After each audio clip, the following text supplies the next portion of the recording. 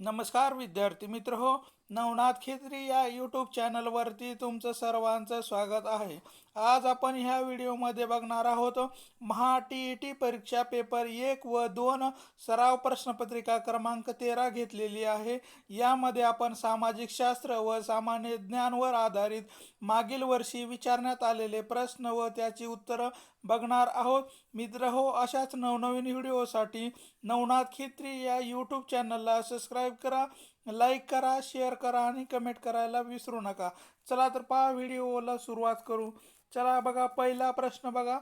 आफ्रिकेतील आफ्रिकेतील सर्वात उंच शिखर पर्वत कोणता आहे?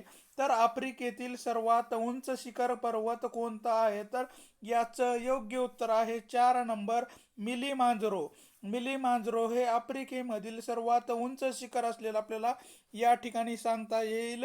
मिलिमांजरो हे आफ्रिकेतील सर्वात उंच शिखर असलेलं या ठिकाणी सांगता येईल.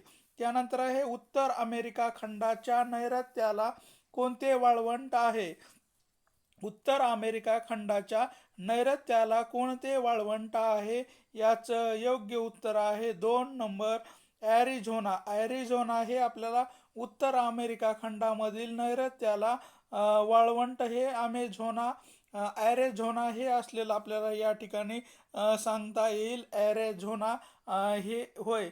जगातील सर्वात उंच जगातील सर्वात विशाल नदी खोरे कोणते आहे? तर जगामधील सर्वात विशाल नदी खोरे कोणते आहे? तर याचं योग्य उत्तर आहे 3 नंबर, ॲमेझॉन नदी खोरे. ॲमेझॉन नदी खोरे हे जगातील सर्वात विशाल नदी खोरे असलेलं आपल्याला या ठिकाणी सांगता येईल. ॲमेझॉन नदी खोरे हे जगातील सर्वात मोठे किंवा विशाल नदी खोरे असलेलं या ठिकाणी सांगता येईल. त्यानंतर आहे, कोणत्या प्रदेशामध्ये व्यापारी पशुपालन केले जाते? तर कोणत्या प्रदेशामध्ये व्यापारी पशुपालन केले जाते? याचं योग्य उत्तर आहे 1 नंबर, प्रेरी गवताळ प्रदेश. गवताळ प्रदेशामध्ये व्यापारी प्रदेशात पशुपालन केले जाते. तर प्रेरी गवताळ प्रदेशामध्ये व्यापारी पशुपालन केल्या जातं. प्रेरी गवताळ प्रदेशामध्ये व्यापारी पशुपालन केल्या जातं. यानंतर आहे, अमेरिकेच्या संयुक्त संस्थानातील मूळचे रहिवासी कोण आहेत? तर अमेरिका संयुक्त संस्थानामधील मूळचे रहिवासी कोण आहेत? तर याचं योग्य उत्तर आहे रेड इंडियन्स. रेड इंडियन्स हे आपल्याला अमेरिकेच्या संयुक्त संस्थानामधील मूळचे रहिवासी असलेले या ठिकाणी सांगता येईल. आपण रेड इंडियन्स यांना मूळचे आपल्याला संयुक्त अमेरिकेमधील मूळचे रहिवासी म्हणून आपण रेड इंडियन्स या व्यक्तीकडे किंवा या जमातीकडे पाहताना आपण दिसून येतो. अमेझॉन नदीचा उगम कोठे होतो? तर अमेझॉन नदीचा उगम कोठे होतो? तर ॲडिज या ठिकाणी आपल्याला अमेझॉन नदीचा उगम होताना दिसून येतो. ॲडिज या ठिकाणी आपल्याला अमेझॉन नदीचा उगम होताना दिसून येतो. त्यानंतर आहे, इजिप्तची प्रमुख भाषा कोणती आहे? तर इजिप्तची प्रमुख भाषा कोणती आहे? तर याचं योग्य उत्तर आहे 2 नंबर, अरेबिक. आपल्याला इजिप्तची कोणती भाषा प्रमुख भाषा आहे? तर अरेबिक जी भाषा आहे ही आपल्याला इजिप्त या देशाची प्रमुख भाषा असलेली या ठिकाणी सांगता येईल. अरेबिक ही या ठिकाणची प्रमुख भाषा आपल्याला असलेली सांगता येईल. टांझानिया राजधानी कोणती? तर टांझानियाची राजधानी कोणती आहे? तर याचं योग्य उत्तर आहे डोडोमा.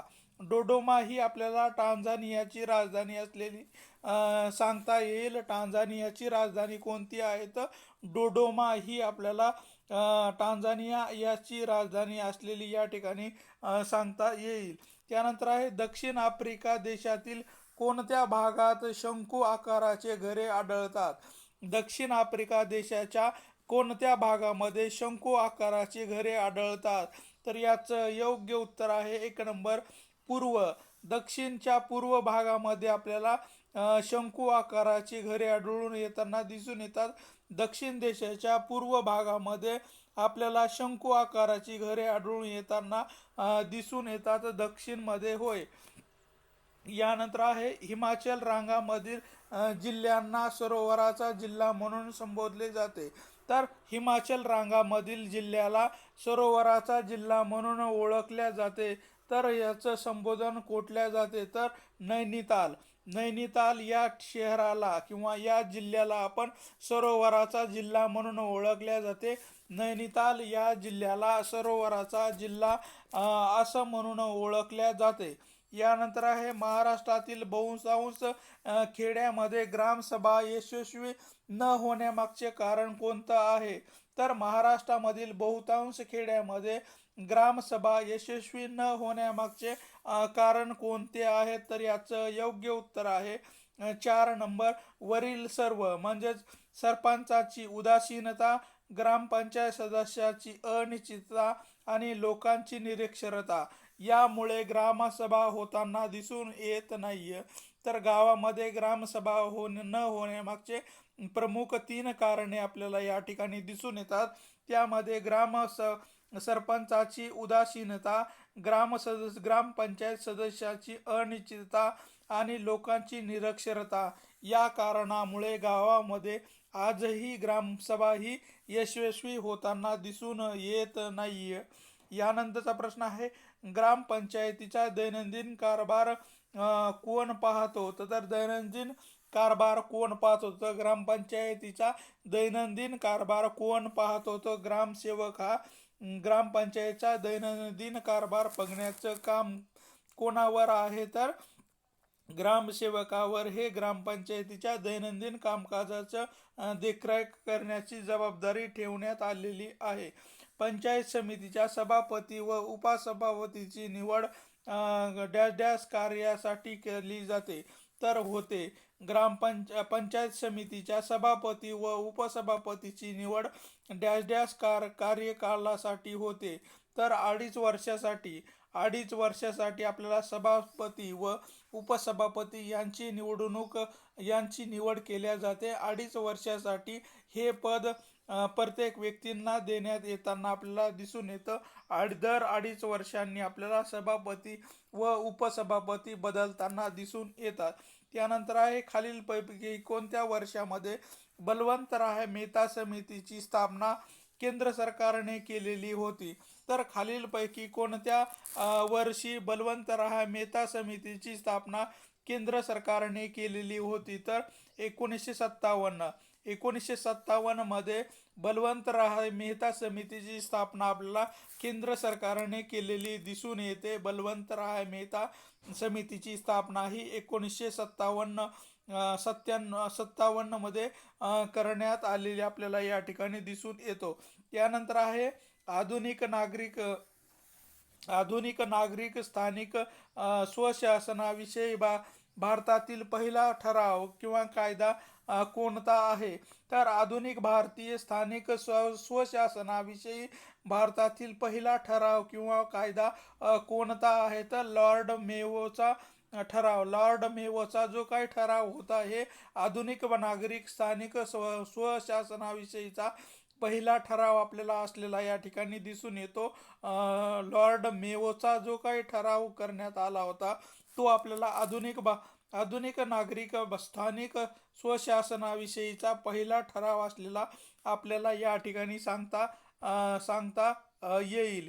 यानंतरचा प्रश्न आहे जिल्हा ग्रामीण विकास यंत्रणेमध्ये प्रमुख कोण कार्य करतं तर जिल्हा ग्रामीण विकास यंत्रणेमध्ये प्रमुख म्हणून कोण कार्य करतं तर याचं योग्य उत्तर आहे मुख्य कार्यकारी अधिकारी. हे आपल्याला जिल्हा ग्रामीण विकास यंत्रणेचे प्रमुख म्हणून काम करताना दिसून येतात. मुख्य कार्यकारी अधिकारी हे जिल्हा विकास ग्रामीण विकास यंत्रणेचे प्रमुख म्हणून कार्य करताना दिसून येतात.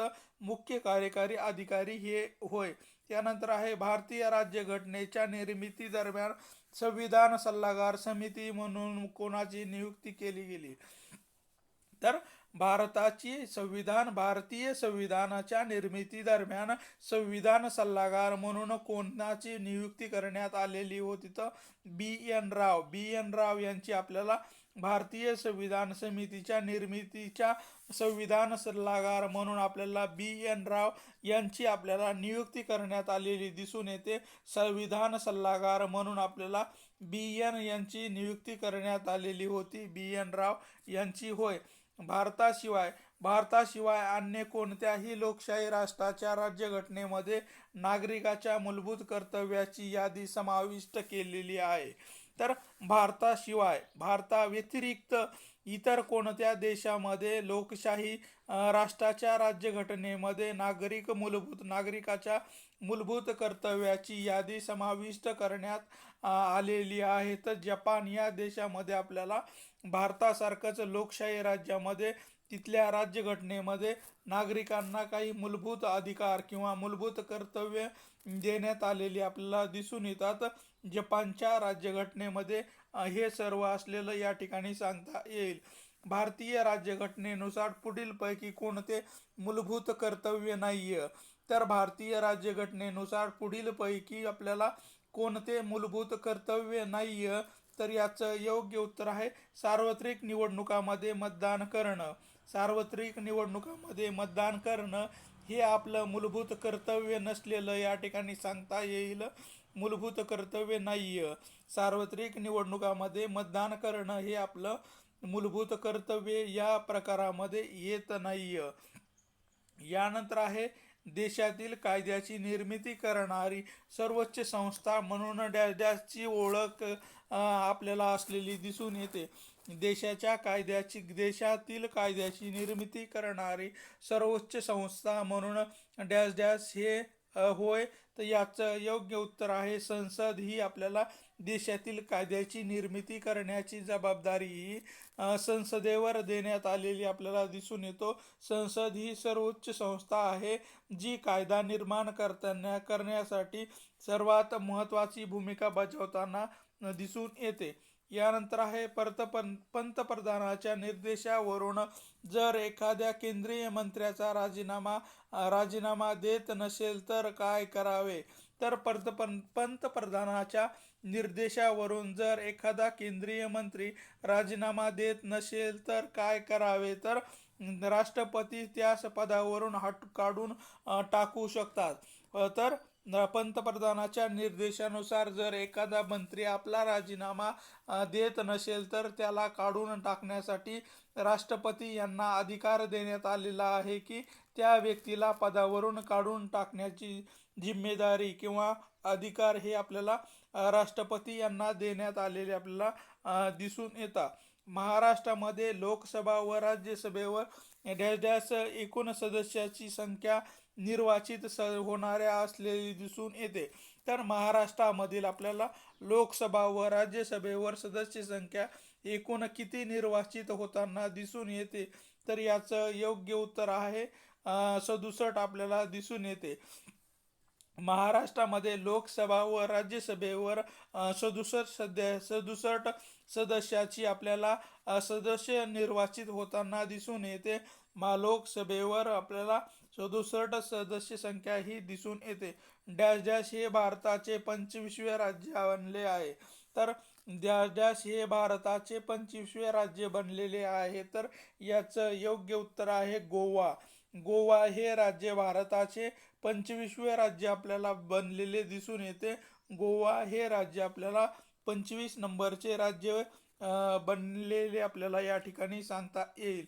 त्यानंतर आहे संयुक्त महाराष्ट्र सभाची स्थापना कोठे केली तर संयुक्त महाराष्ट्र सभा ची स्थापना कोठे करण्यात आलेली आहे तर आपल्याला योग्य उत्तर आहे मुंबई या ठिकाणी आपल्याला संयुक्त महाराष्ट्र सभाची स्थापना ही आपल्याला मुंबई या ठिकाणी करण्यात आलेली दिसून येते. संयुक्त महाराष्ट्र सभेची स्थापना ही मुंबई या शहरामध्ये करण्यात आलेली दिसून येते. राज्यपाल कोणास जबाबदार असतो तर राज्यपाल हे कोणास जबाबदार असतात तर भारताचे राष्ट्रपती जबाबदार असतात. म्हणजे की भारताचे राष्ट्रपती जे सांगतील ते काम करण्याची जिम्मेदारी ही राज्यपाल यांच्यावर सोपवण्यात आलेली आपल्याला दिसून येते. राज्यपालाची जबाबदारी कोणती आहे तर राष्ट्रपतीची आपल्याला जे काम सांगतील ते करणे ही आहे. त्यानंतर आहे संसद ही राज्यातील विधान परिषदच्या शिफारशीवरून रद्द करू शकते. तर संसद ही राज्यातील विधान परिषदेच्या शिफारशीवरून रद्द करू शकते. तर राज्याचे विधानसभा जर संसदेने एखादा ठराव घेऊन राज्य विधानसभा जर बरखास्त करायची असेल तर विधान परिषदेमध्ये कायदा करून संसद ही ते राज्य विधानसभा ही बरखास्त किंवा रद्द करू शकतो. त्यानंतर आहे राज्यातील मंत्र्यांचे वेतन व भत्ते ठरविण्याचा अधिकार कोणाला आहे तर राज्यामधील मंत्र्याचे भत्ते व पगार किंवा वेतन ठरवण्याचा अधिकार कोणाला देण्यात आलेला आहे तर राज्याचे विधानसभा. राज्यामधली जी काही विधान परिषद असते किंवा विधानसभा असते यांना हे राज्यातील मंत्र्यांचे वेतन व भत्ते ठरवण्याचा अधिकार देण्यात आलेला आपल्याला दिसून येतो. राज्यामधील मंत्र्यांचे वेतन व भत्ते ठरवण्याचा अधिकार हे राज्यातील विधानसभाला देण्यात आलेला या ठिकाणी दिसून येतो. त्यानंतर आहे भारतामध्ये केंद्रीय कॅबिनेट बैठकीच्या अध्यक्षस्थानी कोण भूषवितो तर भारतामध्ये केंद्रीय कॅबिनेटच्या बैठकीचे अध्यक्षस्थान कोण भूषवितो तर याचं उत्तर नाहीये. तर यानंतरचा प्रश्न आहे सामान्यपणे संघराज्य पद्धती कोणत्या पद्धतीचे विधिमंडळ असते तर सामान्यपणे संघराज्य पद्धतीत कोणत्या पद्धतीचे विधिमंडळ असते तर सत्तेचे केंद्रीकरण केलेले आपल्याला दिसून येते. तर सत्तेचे केंद्रीकरण केलेले असते. तर भारतीय संघराज्यामध्ये संघ पद्धतीमध्ये सत्तेचे केंद्रीकरण केलेलं आपल्याला या ठिकाणी दिसून येते. यानंतर आहे संघीय शासन पद्धतीमध्ये आपल्याला द्विग्रही असलेली आपल्याला या ठिकाणी सांगता येईल. संघीय शासन पद्धती ही द्विग्रही असलेली आपल्याला या ठिकाणी सांगता येईल.